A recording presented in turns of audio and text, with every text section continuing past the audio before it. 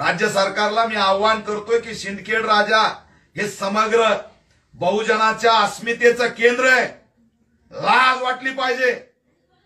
18 ते 15 दुकानं दारूचे, 3 दुकानं सरकारी दारूचे।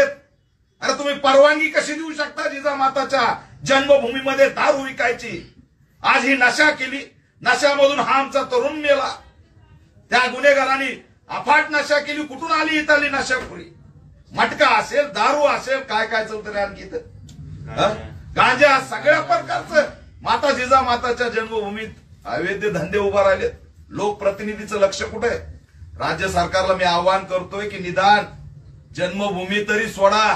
अरे तिथं तरी धंदा मांडू नका तुमच्या महसुलासाठी। तुमच्या घराचे बंगले भ्रष्टाचार करण्यासाठी महसूल तुम्हाला लागतो, दुसरा तिसरा कशाला लागत नाही।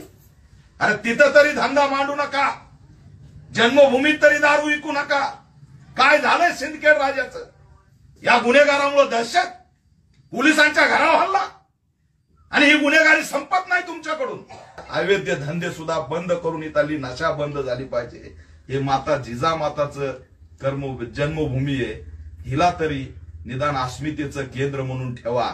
मी आता माहिती घेतली, जिजामाताचं स्मारक आणि डॉक्टर बाबासाहेब आंबेडकरांचं स्मारक याच्यापासून 200 मीटर अंतरावर 3-3 दुकानं आहेत दारूचे। कोणत्या राज्यात राहतोय आम्ही?